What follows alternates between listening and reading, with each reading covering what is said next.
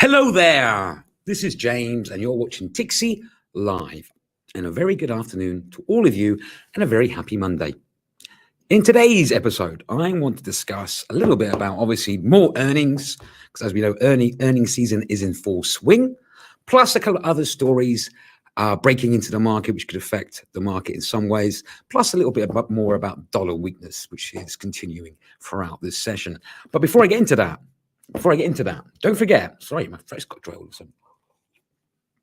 Before I get into that, don't forget, these little videos are for educational purposes only, and in no way whatsoever should ever be taken as financial advice. I always suggest you do your own research and do your own due diligence, and of course, know the risks at hand before entering any trade.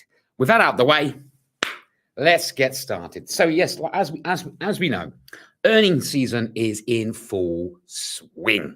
So today we had two more banks actually issue their reports on their quarterly two earnings. Starting off with Bank of America. Bank of America reported a drop in second quarter profits. In fact, they reported a net profit of 22.69 billion versus 22.72 billion expected. So slightly disappointing with that. And don't forget, JP Morgan Chase last week disappointed. Wells Fargo had disappointing results, as well as Morgan Stanley had disappointing results. The only bank which had a decent result was Citibank. Anyway, as well as Bank of America today, we also had Goldman Sachs reported their profits. And this was a bit more mixed. They reported a net revenue of 11.86 billion versus 10.67 billion expected. So better than expected. However, like I say, this is a bit of a mixed bag. Because however, though it was better than expected, compared to last year, at this same time last year, it's 23% lower than last year.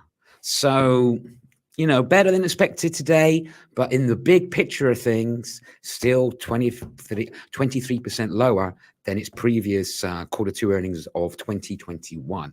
So, you know, slightly sort of mixed bag information with that. Now, keeping with Goldman Sachs, which leads me into something else I want to have a quick chat about. Goldman Sachs's chief economist, Jan Hatzius, I think it's pronounced. My apologies if it's not. Jan, please forgive me. He says, this softening of inflation expectation is one reason why we expect the FOMC will not accelerate the near-term hiking pace. He also went on to say, okay, and he believes they will deliver 75 basic point hike at the July FOMC meeting. Okay, don't forget, this is due on the 27th of July. Now, I'm not quite sure how he's getting this softening inflation expectation, because like I said, we know last week it was a shocking number. It was 9.1%, and obviously we got the UK inflation coming this week, which is expected to be 9.3%. So I'm not sure where we're getting this softening inflation from, but the general consensus at the moment, and this is what leads me on to what I want to talk about in a minute, is that the market is pricing in 75 basic points on July the 27th. Okay, 75. On Thursday, the market was pricing in 100 basic point rate hike. The reason for that, of course, was like I mentioned previously, it was the shocking 9.1 inflation reading we got last week. So anyway, the market as it stands at the moment is thinking 75, and this is why we're seeing a relief rally in the market, and we are seeing dollar weakness across the board. Now, let's have a quick look at some of the assets now, which is benefiting from dollar weakness. First up, let's have a quick look at the cable. Let's look at the cable. The cable is currently trading at 1.1991, okay? And that's like a 1 week high, because obviously it was having a horrendous time last week against dollar strength. It's now got its eye on this key level, which I've been looking at for quite a while, which is 1.20034. Okay, so indeed, maybe the 120 level is in sight, but till it breaks that level of 1.20034 convincingly, I wouldn't necessarily say that the bull run may continue. But at the moment, the cable, the sterling, is benefiting against this lower greenback.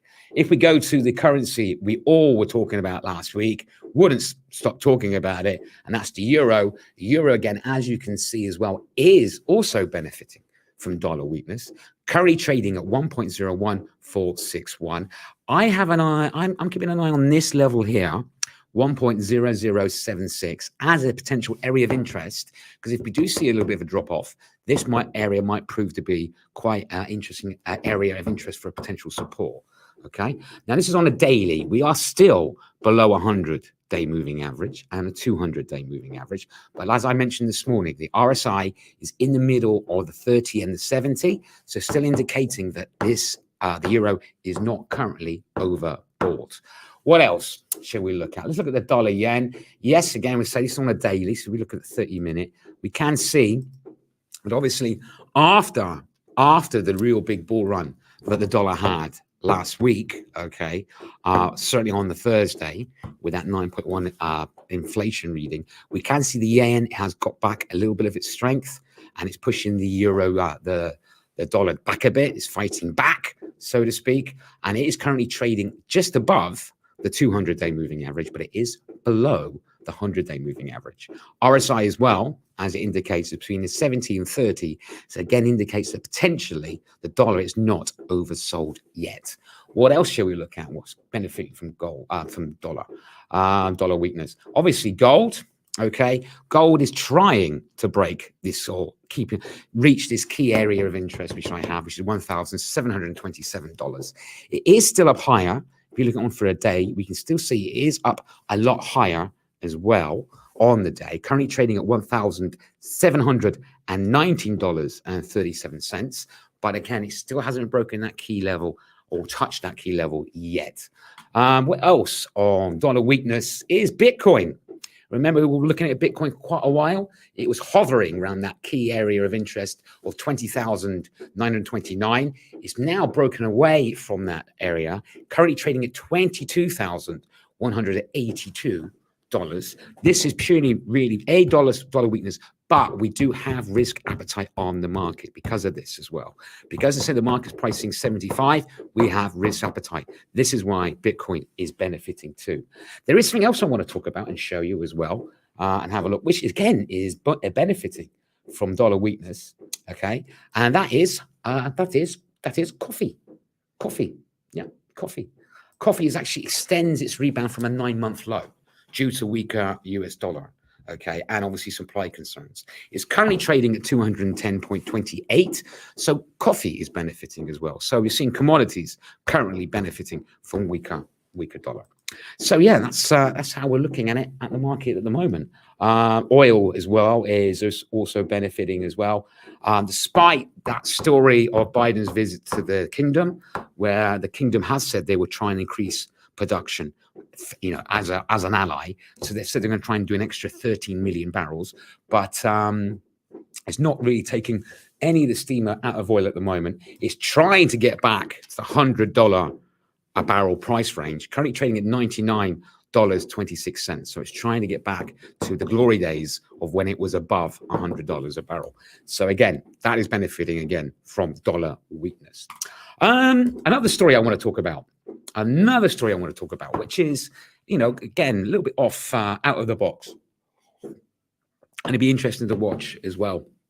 Okay, and like I say, one of the things my old mentor once once told me was one of the most valuable things about trading is always having fresh ideas and having to look for different opportunities.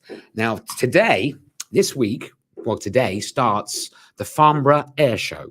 Okay, this is in the UK. This is a massive event where a load of commercial airlines, okay, trying to sell their aircraft and their products to big businesses and other airlines. So we're talking about airline manufacturers, okay, like Boeing, Airbus, British Aerospace, things like this, okay. Now, this is going to have a lot of attention on it because we haven't had a Farnborough Air Show in 4 years. So this is the first one in 4 years, okay, and really, this is sort of the stage for the two giants to really fight it out, which is Boeing and Airbus. Sorry. Throat's really dry. Which is Boeing and Airbus. Now, Boeing has drawn first blood because Delta Airlines have announced that they are going to order 100 of Boeing's 737-10 MAX planes. Okay, and this is a big deal for Boeing because Boeing has not had a good couple of years, because the lockdown. But don't forget, this plane design, the 7310. There was 2 accidents involving this plane, one in Ethiopia and one in Indonesia. So this obviously has damaged Boeing's reputation. But if this deal goes through, it's going to be worth $13.5 billion to them. So that's going to be quite an interesting thing to keep an eye on. Now, obviously, the Delta said they have. We've still got a way to go for the deals over the line, so to speak. But anyway, if we have a quick look at Boeing as well, so look at Boeing, see how Boeing has reacted to this news of this deal going through. As you can see, obviously, the US has just opened.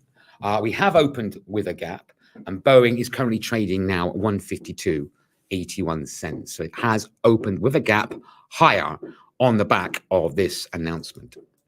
Okay, what else is going on? All right. So we've had some good news for Boeing.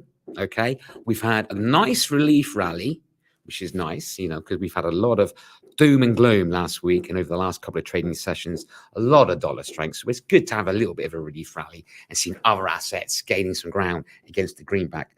But there is one slight little bit of negative which has come out today, and that is the International Energy Agency has warned Europe to cut back on its consumption of gas.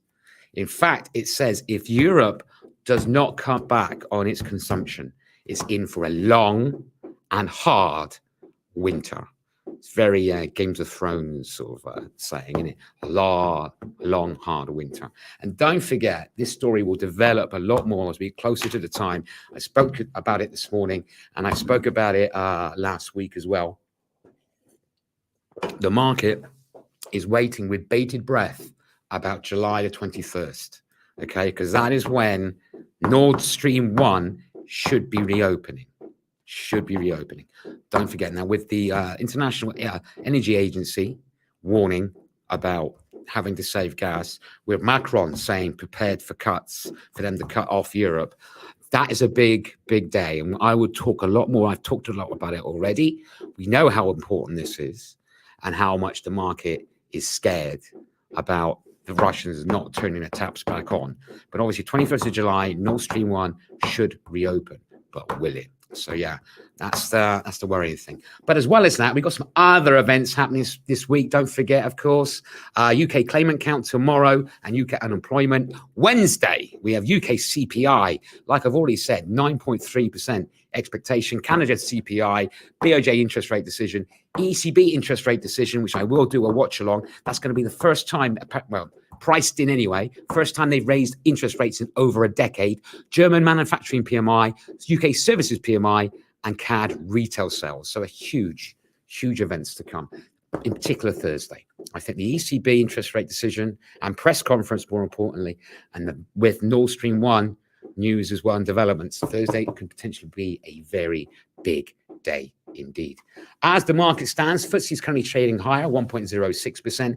DAX currently trading higher at 0.85%. And Eurostoxx 50 is currently trading at 1.07% higher. So yeah, interesting developments. It'll be interesting to see how Boeing does during the US session. Like I say, has opened higher with a gap.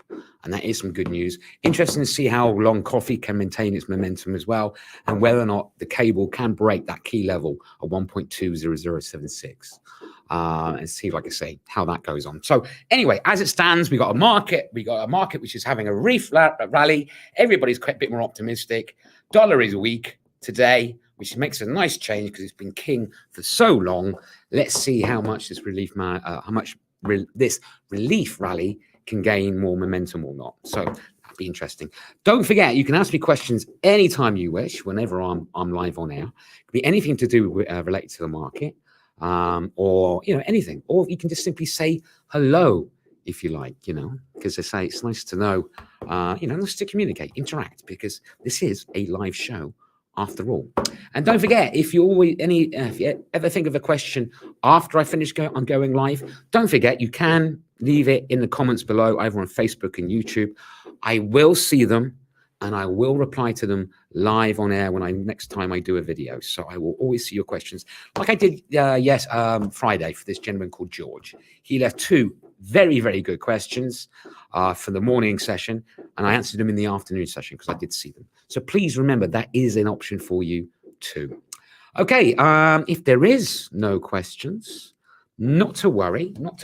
Don't forget, I'm back online again tomorrow at 8 a.m. UTC, and again tomorrow round about this time, about 1:30 p.m. UTC. So please come and join me for those 2 events. And like I say, we've got a lot going on today, relief rally, but as we know, that can all change like that.